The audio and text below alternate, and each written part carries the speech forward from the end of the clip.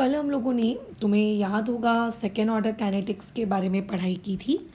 तो जो आप लोगों ने कल सेकेंड ऑर्डर काइनेटिक्स का केस 2 और उसका बी पार्ट जो पढ़ा, मैंने बताया था कि हम लोग सेकेंड ऑर्डर काइनेटिक्स का ये केस 2 का वो भी बी पार्ट सिर्फ और सिर्फ इसीलिए पढ़ रहे हैं क्योंकि हमें सूडो ऑर्डर काइनेटिक्स को समझना है, इसीलिए। तो अदरवाइज़ वो नहीं समझना होता तो खैर हम ये पार्ट कभी नहीं पढ़ते। तो पहले तो हमको ये पता लगाना होगा कि आखिर सूडो ऑर्डर काइनेटिक्स कहते किसको है। तो देखो, ये जो वर्ड होता है सूडो, ये वर्ड आपने इससे पहले कभी सुना है क्या? डेफिनेटली ये सूडो वर्ड आपने इससे पहले सुना है फिज़िक्स में। आई थिंक फिज़िक्स में सूडो फोर्स जैसा कोई एक टॉपिक होता है ना। आई थिंक न्यूटन्स लॉ की कुछ या न्यूटन्स के जो मोशंस के जो लॉ थे उसके कुछ लिमिटेशंस आ गए थे, है ना। तो उसको समझाने के लिए वगैरह वगैरह एक सूडो फोर्स बनाई गई। उतना अच्छा तो मेरा काइनेटिक्स मतलब है नहीं फिजिक्स, खैर, बट उसमें सूडो फोर्स मैंने भी सुना था, ठीक है। तो सूडो फोर्स वहाँ पे थी। तो सूडो का मतलब होता है नकली, जो चीज़ है नहीं बट है भी, मतलब किसी कंसेप्ट को समझाने के लिए वो चीज़ है बट उसको वैसा होना नहीं चाहिए था। तो that is basically a pseudo. अब यहाँ केमिस्ट्री में सूडो का क्या लेना देना है ये हमको समझना है। तो देखो, सूडो का मतलब बेसिकली यहाँ पर ये होता है कि अगर आप लोगों के पास एक रिएक्शन है, अभी हम लोग बात करते हैं ऑर्गेनिक केमिस्ट्री की। ऑर्गेनिक केमिस्ट्री में सभी ने आप लोगों की SN1 मैकेनिज़्म पढ़ी है, बिल्कुल पढ़ी है। SN1 मैकेनिज़्म में तुम लोगों को मैंने क्या बताया था वहाँ पर कि आपके पास एक 3 डिग्री का अल्काइल हैलाइड होता है, ठीक है। उसमें हम लोग कुछ ना कुछ रिएजेंट डालते हैं। लेट्स से मैंने न्यूक्लियोफाइल डाला और हम एक्सपेक्ट करते हैं कि प्रोडक्ट बन रहा है। अब हम लोगों की एक्सपेक्टेशन क्या होती है, हम लोग एक्सपेक्ट क्या करते हैं कि रिएक्शन का जो रेट है वो किस तरीके का होना चाहिए। वो होना चाहिए K times the concentration of that alkyl halide और as well as concentration of that nucleophile, और दोनों की रेज टू द पावर 1/1। ऐसा हमारी एक्सपेक्टेशन होती है कि उस रिएक्शन का जो ओवरऑल ऑर्डर आना चाहिए वो कितना आना चाहिए, ओवरऑल ऑर्डर 2, ठीक है। अच्छा, लेकिन फिर हम लोगों ने ये देखा, बट हम लोगों ने जब ऑब्जर्व किया, जब हमने एक्सपेरिमेंटली रेट वगैरह निकाले, तो हमने ये देखा कि एक्सपेरिमेंटली इसी SN1 काइनेटिक्स का, SN1 मैकेनिज़्म का जो रेट है वो आप लोगों का सिर्फ और सिर्फ R माइनस मतलब RX पे डिपेंड कर रहा है। H न्यूक्लियोफाइल पे तो वो डिपेंड ही नहीं कर रहा। यानी कि ऑर्डर बराबर, पहली बात तो कितनी आई, 1 आई, और इस ऑर्डर बराबर 1 आई तो आई, जो वहाँ पे न्यूक्लियोफाइल था उस न्यूक्लियोफाइल पे तो रिएक्शन का रेट डिपेंड ही नहीं कर रहा। मतलब न्यूक्लियोफाइल की कंसंट्रेशन कितनी है कितनी नहीं है ये उसको फ़र्क ही नहीं पड़ता। या फिर आप ये कह सकते हो कि रेट के एक्सप्रेशन में न्यूक्लियोफाइल का जो ऑर्डर है वो ऑर्डर किसके 1 की जगह किसके जैसा ट्रीट हो रहा है, एज अ 0 ट्रीट हो रहा है।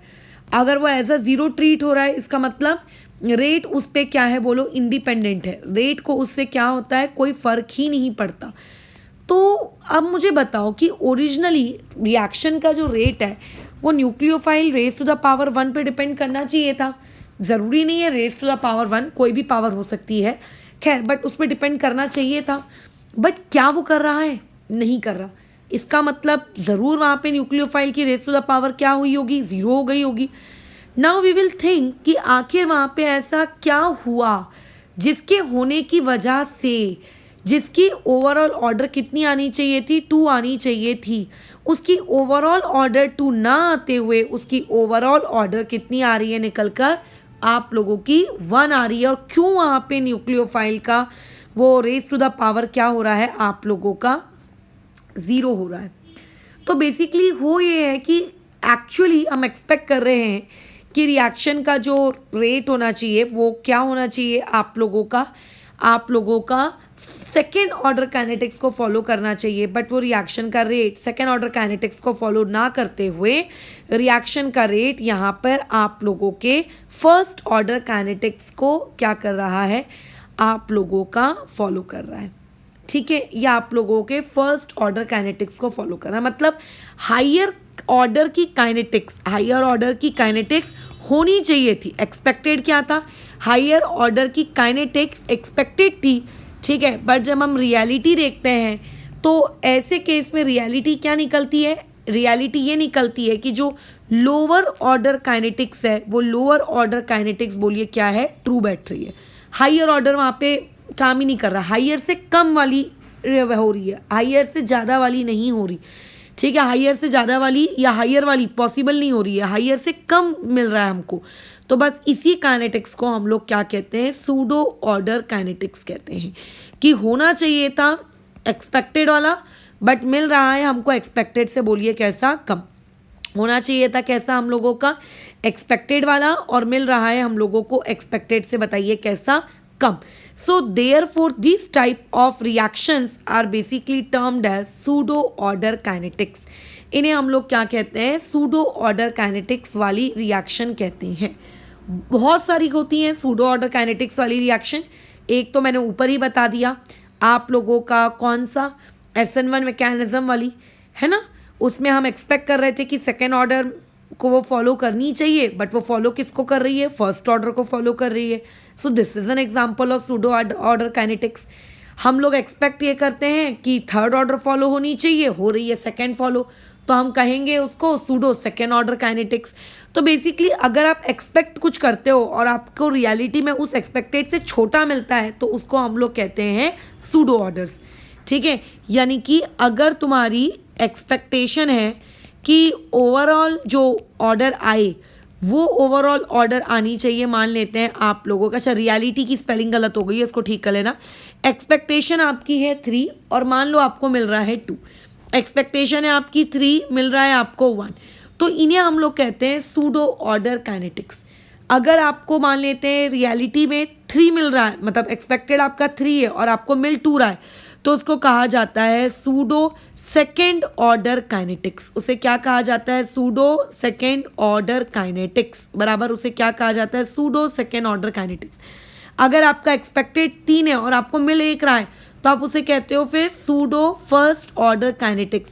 मतलब रियलिटी में वो फर्स्ट ऑर्डर काइनेटिक्स की थी नहीं, बट ऐसा कुछ हुआ होगा, हम लोग फिगर आउट करेंगे कि आखिर क्या हुआ है, लेकिन ज़रूर ऐसा कुछ हुआ होगा जिसके होने की वजह से ये लोग क्या हो गई हैं, आप लोगों की फर्स्ट ऑर्डर या फिर सेकेंड ऑर्डर या कोई दूसरे ऑर्डर को फॉलो कर रही हैं, बट वो उस ऑर्डर को फॉलो करने वाली रिएक्शन थी नहीं, बट कर रही हैं। किस मजबूरी में कर रही हैं वी विल डिस्कस, बट कर रही हैं, ठीक है। सो दिस इज बेसिकली आपका सूडो ऑर्डर काइनेटिक्स। तो सूडो ऑर्डर काइनेटिक्स के कुछ फेमस एग्जांपल्स हैं जो तुमको पता होने चाहिए। कौन कौन से वो एग्जांपल्स हैं, सबसे पहला एग्जांपल सूडो ऑर्डर काइनेटिक्स का है इन्वर्जन ऑफ केन शुगर, ठीक है। मैंने इससे पहले भी ये वाला एग्जांपल आप लोगों को दिया हुआ है, जब मैं I think first order kinetics आपको पढ़ा रही थी, उसमें मैंने आपसे कहा भी था कि बायोमोलिक्यूल्स वाला चैप्टर खोलिएगा और इसका रीज़न पता करके आइएगा कि इस पर्टिकुलर चीज़ को इन्वर्जन क्यों कहते हैं। खैर अगर पता किया है तो अच्छी बात, अब नहीं किया है तो क्या कर सकते हैं, बट ये मैंने उस दिन भी तुम लोगों को कहा था कि पता करके रखना है ना। चलो आगे कंटिन्यू करें। तो इन्वर्जन ऑफ केन शुगर, यानी कि मान के चलो आपके पास C12H22O11 ये शक्कर का फॉर्मूला है, आपने इसकी एसिड हाइड्रोलिसिस की। एसिड हाइड्रोलिसिस मतलब पानी में एसिड मिक्स कर दिया, ये लो मैंने लिख दिया, तो बनता है आपका C6H12O6, एक बनता है आपका बोलो क्या ग्लूकोज, और दूसरा आप लोगों को क्या मिलता है वहाँ से फ्रुक्टोज। दोनों का ही फॉर्मूला सेम होता है, बायोमोलिक्यूल्स आप ऑलरेडी पढ़ चुके हो, तो आपको ये ग्लूकोज फ्रुक्टोज आपस में किस तरीके से ये दोनों अलग हैं ये आपको पता होना चाहिए, ठीक है। इसमें ऐसा कुछ भी नहीं है कि तुमको नहीं पता है कि ग्लूकोज आखिर क्या है और फ्रुक्टोज आखिर क्या है, यू नो। तो नहीं पता है तो देखो उसको, है ना, पता रखो कि क्या डिफरेंस है दोनों में आज के आज ही। तो ये जो इन्वर्जन होता है केन शुगर का, या फिर आप इसको ऐसा कहिए कि जो मैडम हम एसिड हाइड्रोलिसिस कर रहे हैं शुगर की, इसमें आप एक्सपेक्ट क्या करते हो, आपकी एक्सपेक्टेशन क्या होती है। आपकी एक्सपेक्टेशन ये होती है कि rate equal to K times the concentration of sugar, मतलब sugar raise to the power let's say 1 हो सकता है रेस टू द पावर 2 भी हो, बट मैं मिनिमम में 1 मान के चल रही हूँ। वो H2O पे भी डिपेंड करना चाहिए और वो H पॉजिटिव पे भी डिपेंड करना चाहिए। हम ये एक्सपेक्ट कर रहे थे कि तीनों पे डिपेंड करे। ऑर्डर मुझे नहीं पता है क्या होगी, हो सकता है ऑर्डर ए हो सकता है इसकी ऑर्डर बी हो सकता है इसकी ऑर्डर सी हो सकता है तीनों की ऑर्डर सेम हो। ठीक है, ऐसा हम एक्सपेक्ट कर रहे थे कि तीनों पे उसने क्या करना चाहिए, डिपेंड करना चाहिए। हमने फिर रियलिटी देखी। हम रियलिटी में ये देखते हैं कि आप लोगों के इन्वर्जन और केन शुगर की रिएक्शन में जो रेट है वो सिर्फ और सिर्फ शुगर की कंसंट्रेशन पे डिपेंड कर रहा है, वो भी रेस टू द पावर 1। यानी कि आप एक्सपेक्ट कर रहे थे कि तीनों पे डिपेंड करना चाहिए और ओवरऑल ऑर्डर आना चाहिए A+B+C, यानी कि ऑब्वियस है कि मोर देन 1। ठीक है, मोर देन 1 आना चाहिए या ना। लेकिन अब हम ये देख रहे हैं कि यार रेट तो सिर्फ और सिर्फ शुगर पे डिपेंड कर रही है, वो तो H+ से इंडिपेंडेंट हो चुकी है।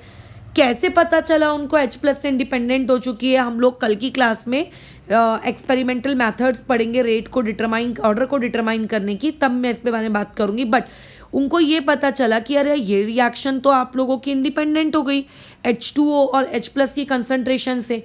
उनको लगा बहुत बुरा, अरे यार कैसे इंडिपेंडेंट हो गई करके, तो है ना, ये तो इंडिपेंडेंट हो गई रेट के।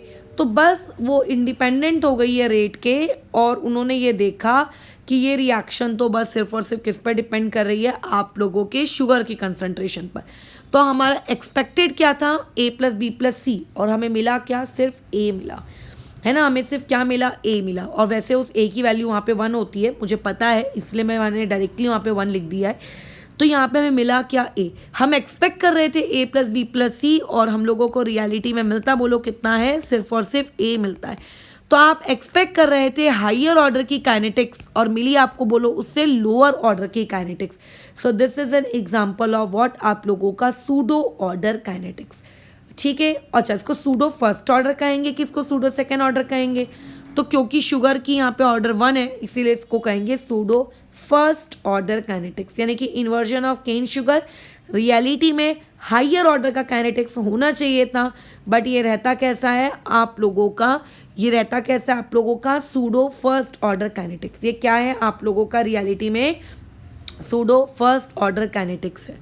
इसके अलावा और भी एग्जांपल्स हो सकते हैं, ठीक है बराबर। लेकिन पहले हम क्या करते हैं, आखिर ऐसा क्यों हुआ, उस क्यों हुआ वाले टॉपिक पे बातचीत कर लें और उसके बाद फिर वो जो सेकंड एग्जांपल है उस पर फिर से आ जाएंगे।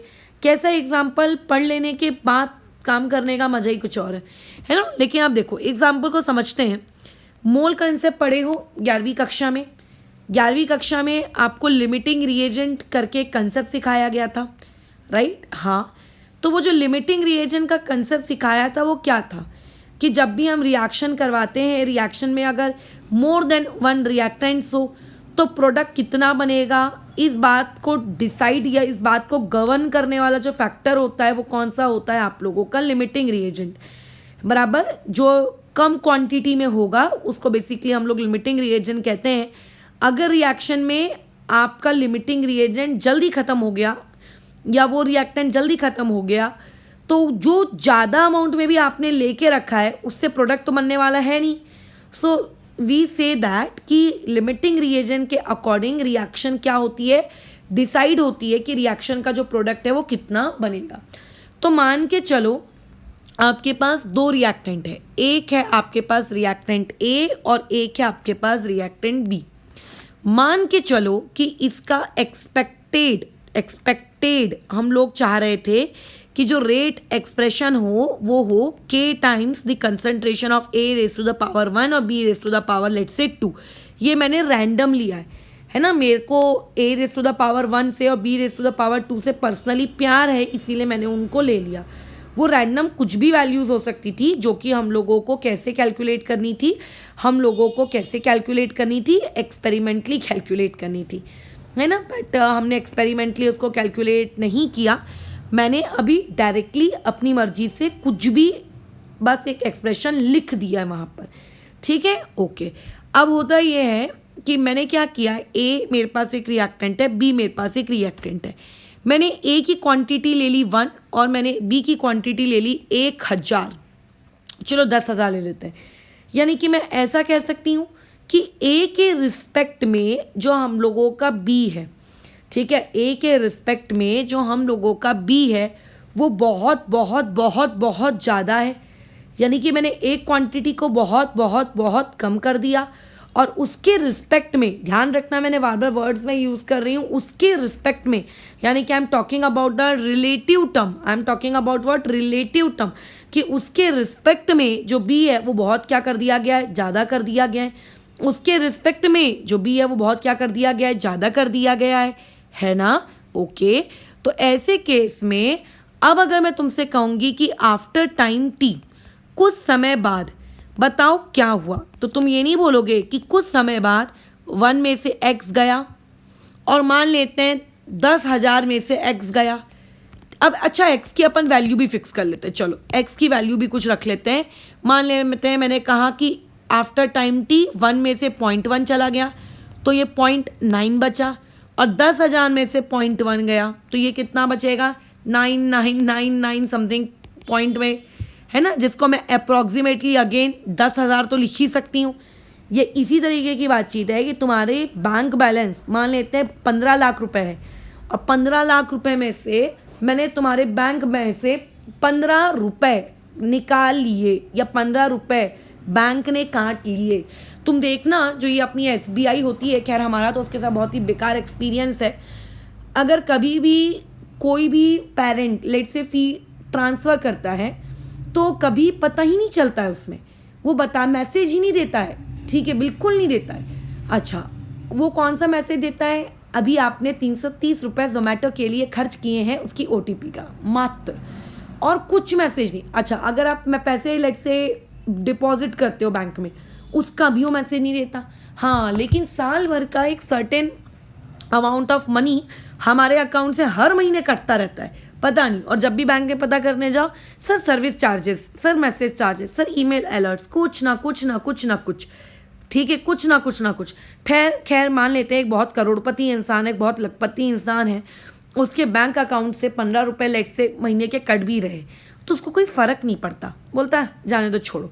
अब मान लेते हैं वही 15 रुपये तुमने किसी एक ऐसे इंसान के अकाउंट से काट लिए जिसके पास मात्र 100 रुपये थे बैंक बैलेंस, और उसमें से भी तुमने 15 रुपये काट लिए, तो उस इंसान के इसमें क्या हो जाएगा, बहुत ड्रास्टिक फ़र्क पड़ेगा ना।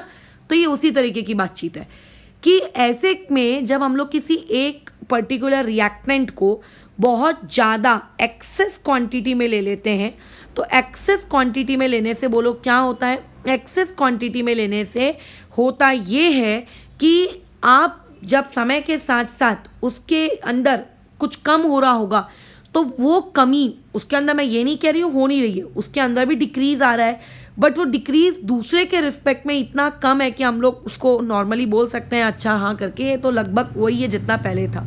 जैसे कोई ये तो ना बोलेगा 9,999.99999 रुपीज़, आप अप्रॉक्स करके तो यही बोलोगे ना कि मेरा बैंक बैलेंस अभी 10,000 रुपये है। फिर तो इसका मतलब जब आप किसी चीज़ को एक्सेस क्वांटिटी में ले लें, तो उस एक्सेस क्वांटिटी के अंदर जब डिक्रीमेंट होता है, तो वो डिक्रीमेंट उसके एक्सेस के रिस्पेक्ट में इतना कम होता है कि हम लोग उसको ऑलमोस्ट उस डिक्रीज़ को हम लोग क्या कर सकते हैं, उस डिक्रीज़ को या उस इंक्रीज़ को हम लोग क्या कर सकते हैं, ऑलमोस्ट कांस्टेंट मान सकते हैं।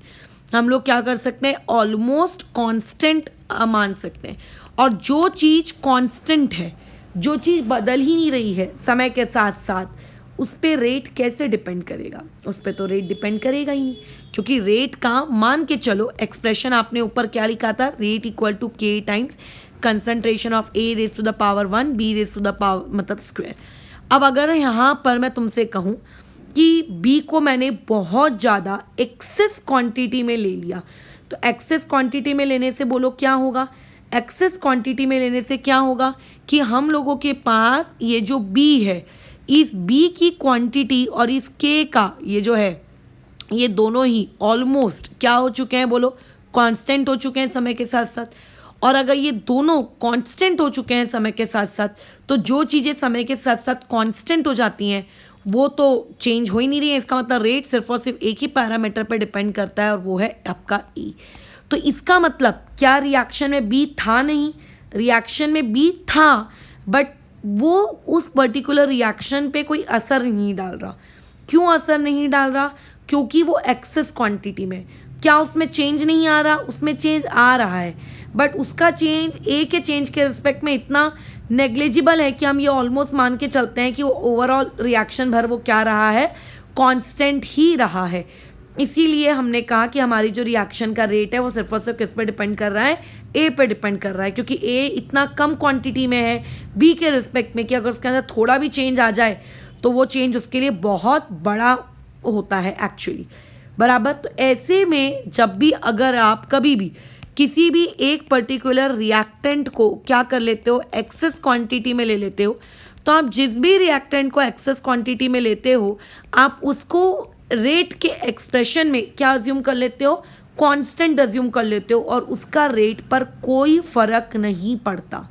ठीक है, तो जब भी अगर आपको ऐसा लगे कि सूडो ऑर्डर काइनेटिक्स क्यों होती है, तो सूडो ऑर्डर काइनेटिक्स के होने के विभिन्न विभिन्न रीजंस हैं, लेकिन उनमें से एक बहुत ही प्रमुख रीज़न है कि किसी वन ऑफ द रिएक्टेंट को क्या कर लीजिएगा, एक्सेस क्वांटिटी में ले लीजिएगा। तो जिसको आपने एक्सेस क्वांटिटी में लिया है वो रिएक्शन में क्या हो रहा है, पार्टिसिपेट ही नहीं कर रहा है, उसका चेंज रिएक्शन में पार्टिसिपेट नहीं कर रहा है। तो जो चेंज ही नहीं हो रहा उसके लिए रेट की बातचीत ही क्या करना, वो ऑलमोस्ट आप लोगों का क्या है, कांस्टेंट है। दूसरी चीज, अगर आप किसी भी रिएक्शन में सॉल्वेंट ले लेते हो, देखो सॉल्वेंट का मतलब होता है बेसिकली एक मीडियम, जिस मीडियम में आप रिएक्शन करवाने वाले हो, बराबर कह रही हो। सॉल्वेंट बेसिकली क्या होता है, एक मीडियम होता है जिसमें आप रिएक्शन करवाने वाले हो। तो हमेशा हम जब भी सॉल्वेंट लेते हैं तो सॉल्वेंट ऑटोमेटिकली एक्सेस क्वांटिटी में ही लिया जाता है, क्योंकि बेसिकली वो आप लोगों का एक मीडियम है ना। सॉल्वेंट की क्वांटिटी वैसे भी ज़्यादा ही होती है क्योंकि वो एक मीडियम है जिसमें आप रिएक्शन करा रहे हो। तो अगर आपने कभी सॉल्वेंट लिया है तो सॉल्वेंट की वजह से भी आप लोगों की रिएक्शन में सॉल्वेंट क्या रहता है, ऑलमोस्ट कांस्टेंट होता है, क्योंकि सॉल्वेंट तो कभी भी रिएक्शन में पार्टिसिपेट नहीं करता है, वो तो सिर्फ और सिर्फ क्या है, एक मीडियम है रिएक्शन को करवाने के लिए। तो अगर आप सॉल्वेंट यूज़ कर रहे हो तो सॉल्वेंट की वजह से अगर आप सोच रहे हो कि रेट पे कोई असर पड़ना चाहिए, तो सॉल्वेंट की वजह से रेट पे कोई असर नहीं पड़ेगा, भले ही सॉल्वेंट का अपना खुद का कोई ऑर्डर हो या ना हो, ठीक है, लेकिन उसका रेट पे कोई फ़र्क नहीं पड़ेगा। क्यों फ़र्क नहीं पड़ेगा, क्योंकि सॉल्वेंट तो एक मीडियम प्रोवाइडर है। दूसरा, बात करते हैं हम लोग कैटलिस्ट की।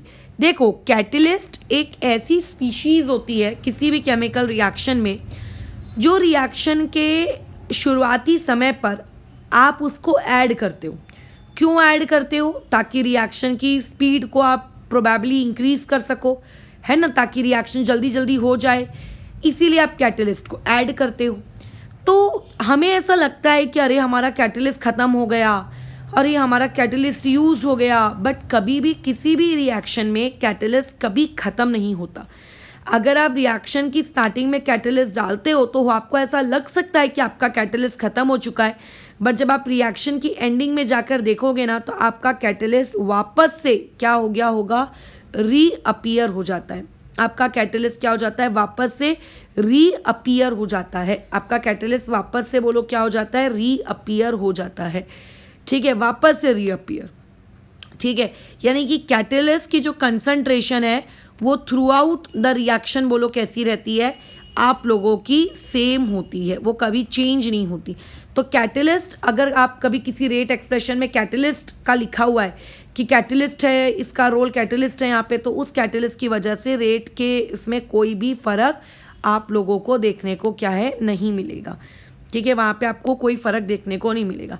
इसीलिए ज़रा आओ ऊपर, ये ऊपर आकर देखो, ये जो मैंने पर्टिकुलर तुम लोगों को रिएक्शन लिखवाई थी केन शुगर वाली, यहाँ पे जो H2O है वो क्या है, एक सॉल्वेंट है, तो इसीलिए सॉल्वेंट की वजह से रेट को कोई फ़र्क नहीं पड़ा।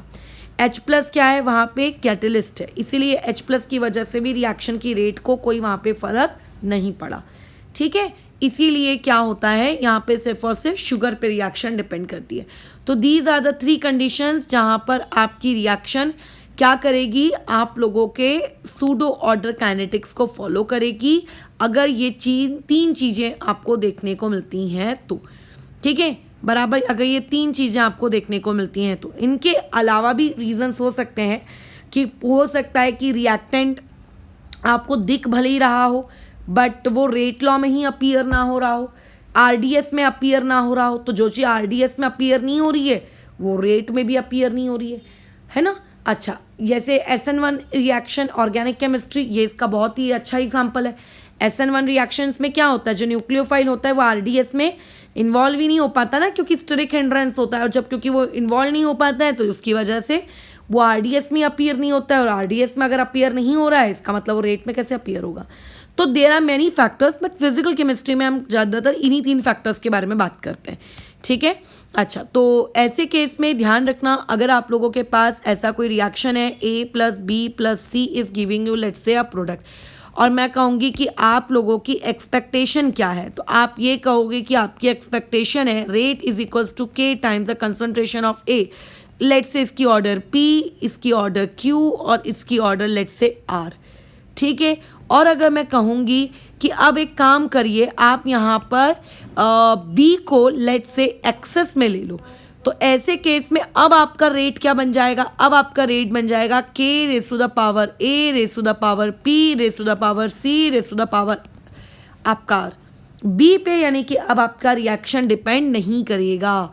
जहाँ पर K' का मतलब क्या है, K' का मतलब होता है K × B⁻Q, यानी कि K मतलब पहले का कांस्टेंट और B⁻Q, क्योंकि वो भी तो कांस्टेंट ही हो गया ना, क्योंकि उसकी कंसंट्रेशन तो समय के साथ साथ बदल नहीं रही है, क्योंकि हमने उसको एक्सेस क्वांटिटी में ले लिया है। तो 2 कांस्टेंट्स को अलग से इक्वेशन में लिखने से अच्छा है उन दोनों का प्रोडक्ट किया और उसको हमने सिंबल दिया K' और उसको हमने वहाँ पुट कर दिया। तो बेसिकली अगर आपको कोई भी चीज़ कांस्टेंट दी जाए तो आप उसको अपने रेट एक्सेस में दी जाए, सॉल्वेंट दिया जाए या कैटलिस्ट दिया जाए, तो आप उसको अपने रेट के एक्सप्रेशन से क्या कर सकते हो, हटा सकते हो। आप उसको अपने रेट के एक्सप्रेशन से क्या कर सकते हो, रिमूव कर सकते हो, बराबर। अच्छा, अब कई शैतानी खोपड़ियाँ जो होती हैं उनका दिमाग इस तरीके से चलता है कि अगर मान लीजिए आपने तीनों को ही एक्सेस क्वांटिटी में ले लिया तब क्या होगा। तो देखो ये जो बातचीत होती है ना कि तीनों को ही एक्सेस क्वांटिटी में ले लिया, ये बकवास है।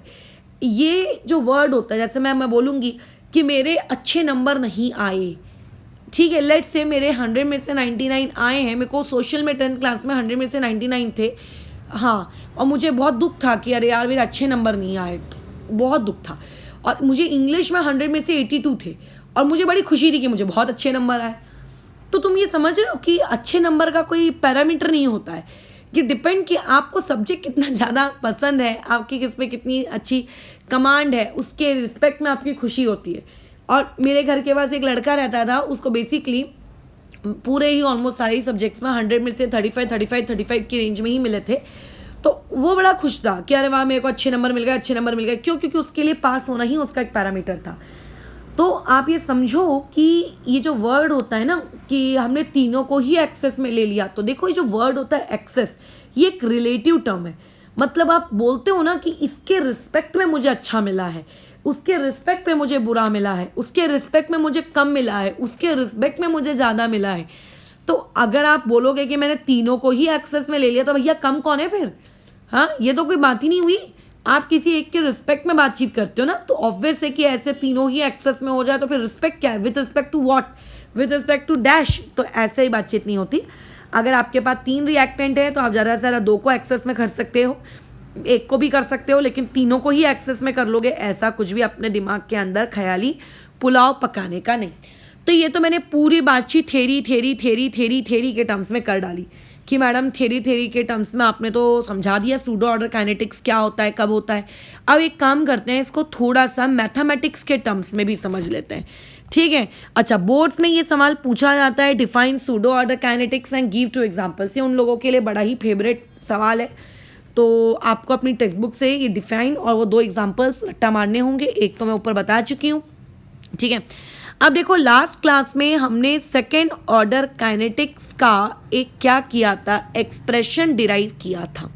Let us move toward that expression. Second order kinetics का क्या था वो एक्सप्रेशन, मैं डायरेक्टली उस पर बात करूंगी। KT = 1/A0 - B0, जहाँ पे A0 B0 उसकी इनिशियल कंसंट्रेशन थी, है ना।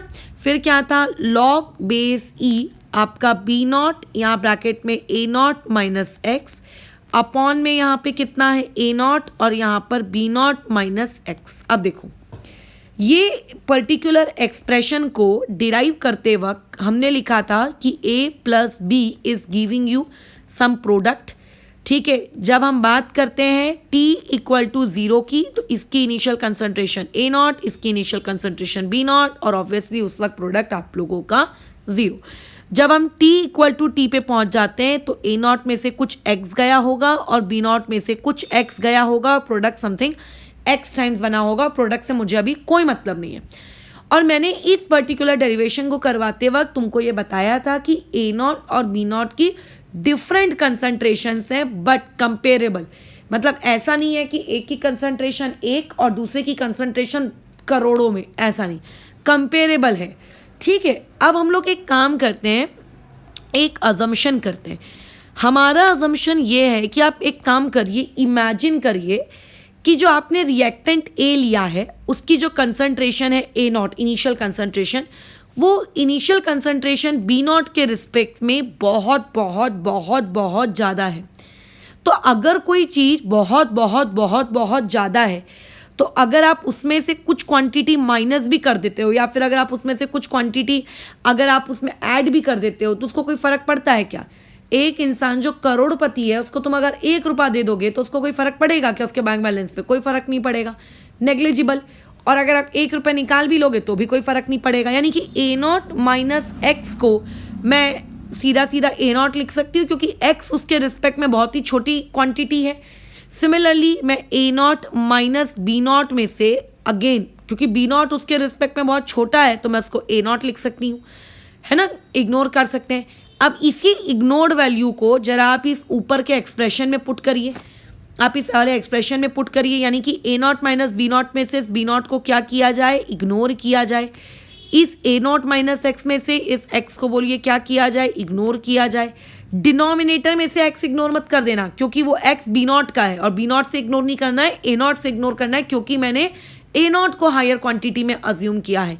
तो आपके पास देयरफॉर एक्सप्रेशन क्या बनेगा, के टी इज इक्वल्स टू आप लोगों का 1 अपॉन ए नॉट बचेगा क्योंकि आपने तो उसको हटा दिया, लॉग बेस ई बचेगा, न्यूमरेटर में B naught A naught, denominator में आप लोगों के पास ए नॉट और बी नॉट माइनस एक्स बचेगा।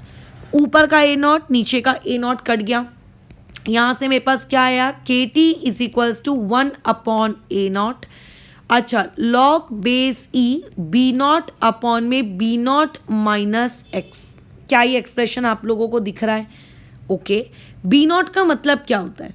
बी नॉट का मतलब होता है इनिशियल कंसंट्रेशन ऑफ बी, मतलब जब रिएक्शन शुरू हुई थी तब उसकी इनिशियल कंसंट्रेशन बी की कितनी थी, बराबर? हाँ।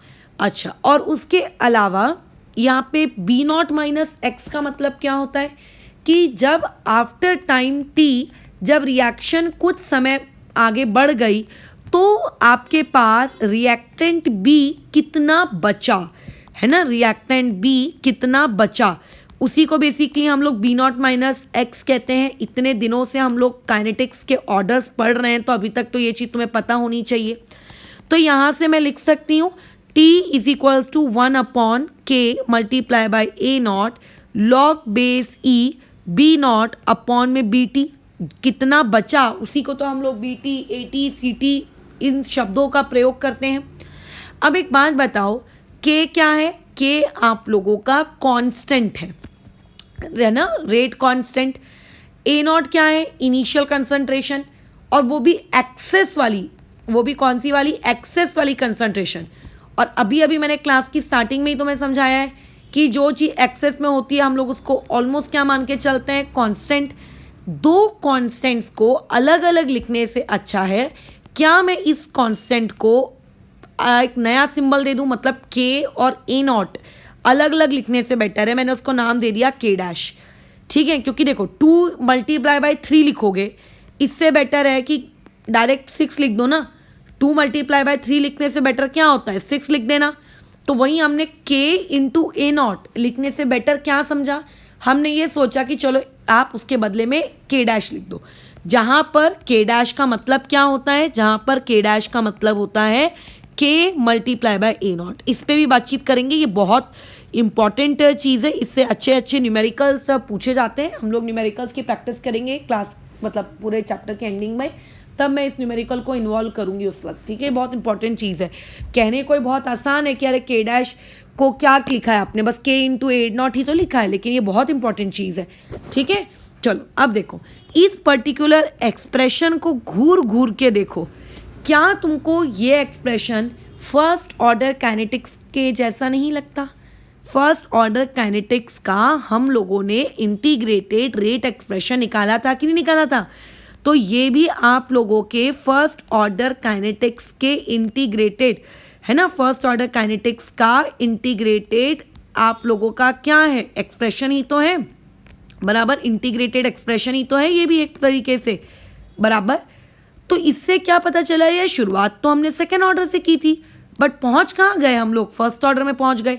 ऐसा हुआ क्यों? क्यों हम लोगों को आखिर जाकर आप लोगों का फर्स्ट ऑर्डर वाला एक्सप्रेशन मिला? वो इसीलिए मिला क्योंकि हम लोगों ने यहाँ पे क्या करके रखा है, आपके ए नॉट को एक्सेस क्वांटिटी में रख के रखा है।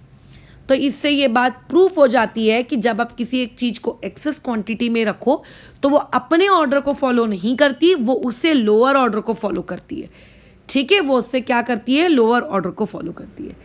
अब हो सकता है कई एक स्टूडेंट का डाउट ये आ जाए कि जीरो क्यों नहीं फॉलो कर रही है मैडम, फर्स्ट ही क्यों? तो शायद उन लोगों ने कल की क्लास ठीक से देखी नहीं है, उनको मे भी ये पता नहीं होगा कि कल जब हमने ये ऊपर वाला डेरिवेशन जहाँ से हमने शुरुआत की है, इस डेरिवेशन को जब हमने लास्ट क्लास में पढ़ा था, तो लास्ट क्लास में मैंने बताया था कि वहाँ पर उस डेरिवेशन को करने के लिए मैं ए के रिस्पेक्ट में ऑर्डर 1 रख रही हूँ और बी के रिस्पेक्ट में भी ऑर्डर में 1 रख रही हूँ।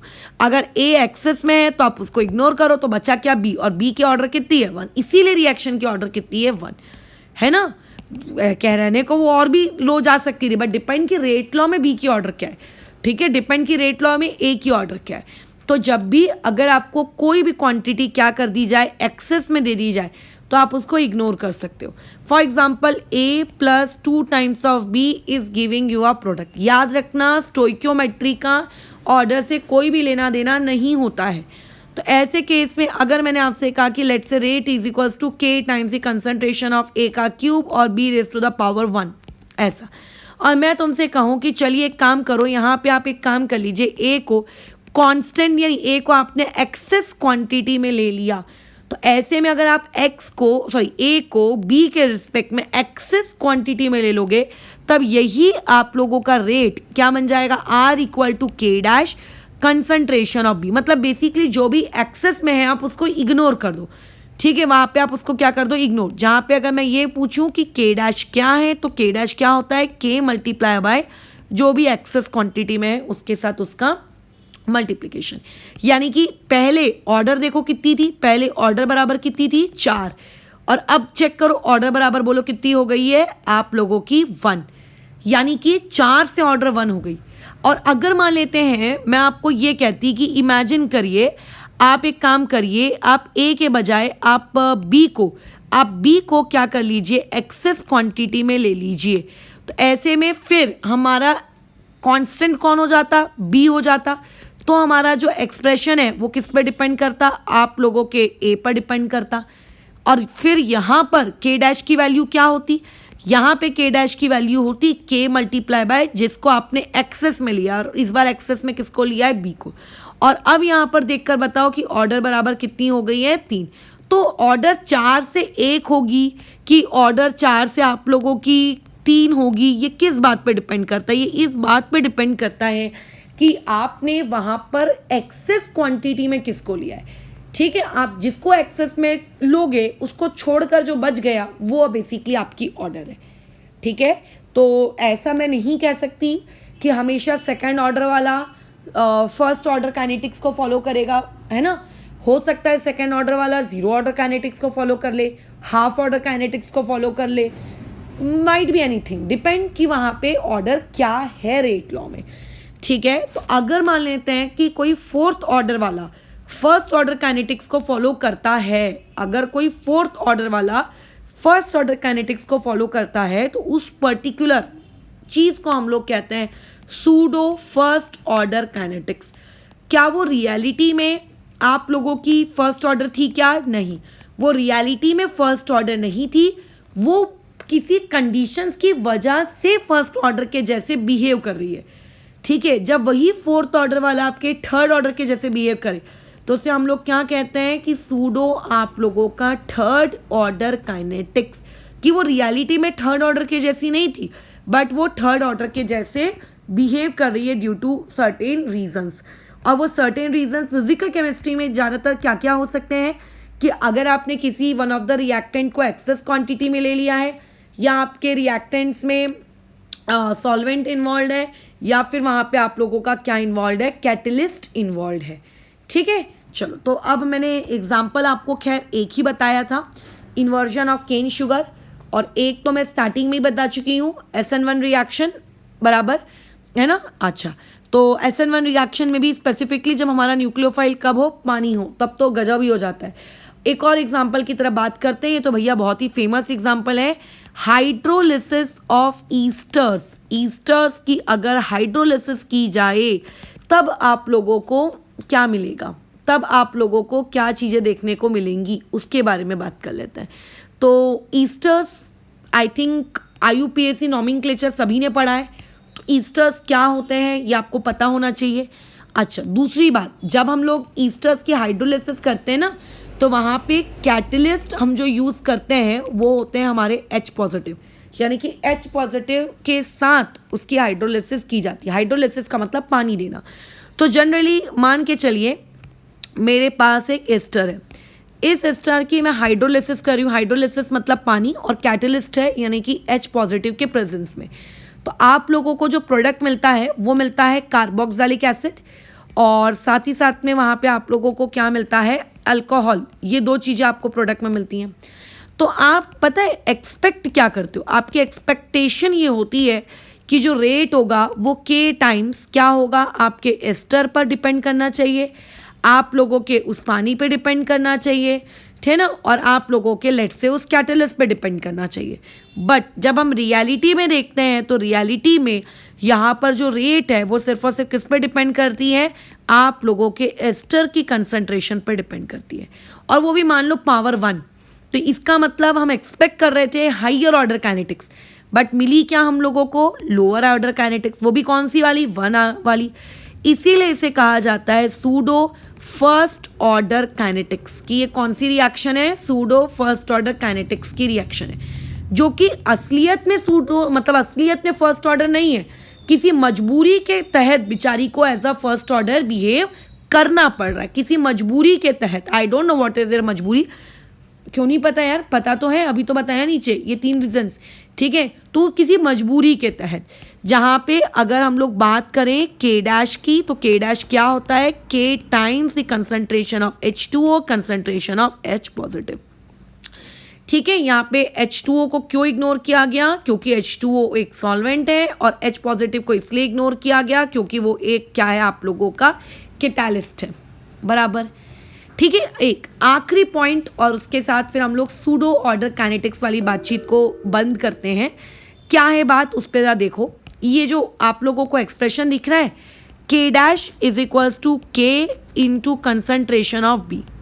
ठीक है, इस पर्टिकुलर एक्सप्रेशन को कंसंट्रेशन ऑफ B नहीं, चलो इसको ले लेते हैं concentration of let say A का क्यूब, मतलब मैं इस वाले एक्सप्रेशन की बात कर रही हूँ। ठीक है, इस वाले एक्सप्रेशन की, इस वाले एक्सप्रेशन में जो आपको K' दिख रहा है और आपको जो K दिख रहा है, ये K' और ये K क्या है, इस पे थोड़ा सा दिमाग लगाओ। तो यहाँ पे जो K' होता है ऑब्वियसली वो आपके रिएक्शन का रेट कांस्टेंट है, जिससे आप वेलोसिटी कांस्टेंट भी कहते हो, वगैरह वगैरह एक्सेट्रा एक्सेट्रा, है ना। एक मिनट, ये क्या हो गया, एक मिनट, अरे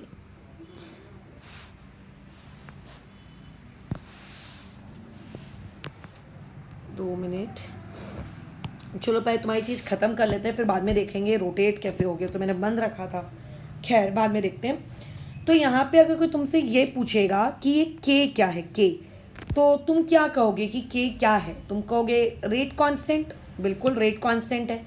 और मैं कहूँगी के डैश क्या है, तो तुम कहोगे ये भी रेट कांस्टेंट है, बट कौन किसका रेट कांस्टेंट है इस पे ध्यान रखना।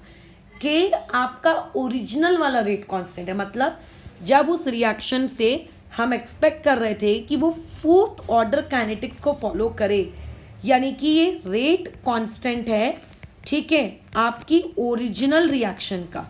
ठीक है, कौन सी? आपकी ओरिजिनल रिएक्शन का, जो नॉर्मली उसने फॉलो करना चाहिए था। और के डैश क्या है? के डैश आप लोगों का रेट कांस्टेंट है और सूडो रिएक्शन जो वो फॉलो कर रहा है, तो फॉलो करने वाली रिएक्शन वर्सेस जो होना चाहिए था उसके बीच में ये रिलेशनशिप होता है। ठीक है, कि के डैश मतलब फॉलो करने वाली वर्सेस जो होना चाहिए था वो ये, कि जिसको भी आपने एक्सेस क्वांटिटी में लिया है उसकी concentration raise to the power उसकी ऑर्डर। ठीक है, तो इसको अगर मैं जनरलाइज्ड वे में लिखूं तो के किसका? सूडो वाले का इज इक्वल्स टू, बोलो क्या हो जाएगा? के ओरिजिनल वाले का मल्टीप्लाई बाय कंसंट्रेशन जिसको आपने एक्सेस क्वांटिटी में लिया है रेज टू द उसकी ऑर्डर। ठीक है, ये रिलेशनशिप होता है। तो यहाँ पे हम लोगों का सूडो ऑर्डर काइनेटिक्स खत्म होता है। हमने सीख लिया कि आखिर सूडो ऑर्डर काइनेटिक्स किसे कहते हैं, उसके एग्जांपल्स देख लिए जो आपको बोर्ड एग्जाम्स में सीधा सीधा पूछा जाता है। Define pseudo order kinetics and give its two example, तो ये आपको पता होना चाहिए। दूसरा पॉइंट हम लोग अब इसके बाद nth ऑर्डर काइनेटिक्स क्या होती है वो सीखेंगे, और उसके बाद फिर हम लोगों का एक काइनेटिक्स में जो डेरिवेशन वाला पार्ट है ये ऑलमोस्ट ख़त्म हो गया। फिर हमको अभी थ्योरी पढ़नी है काफ़ी दिनों तक। फिर जब हम काफ़ी दिनों तक थ्योरी पढ़ेंगे, ऑब्वियसली वो ऐसी थ्योरी नहीं है कि जिसके बेसिस पे आप न्यूमेरिकल्स नहीं कर सकते, बट हाँ डेरिवेशन वाली चीज़ें नहीं रहेंगी, है सो है वाला पार्ट रहेगा। और फिर उसके बाद अगेन हम लोग वापस से थोड़ा आखिरी में छोटे मोटे डेरिवेशन या न्यूमेरिकल्स की तरफ वापस से आएंगे। ठीक है, फिलहाल इस चीज़ को यहाँ रुकते हैं।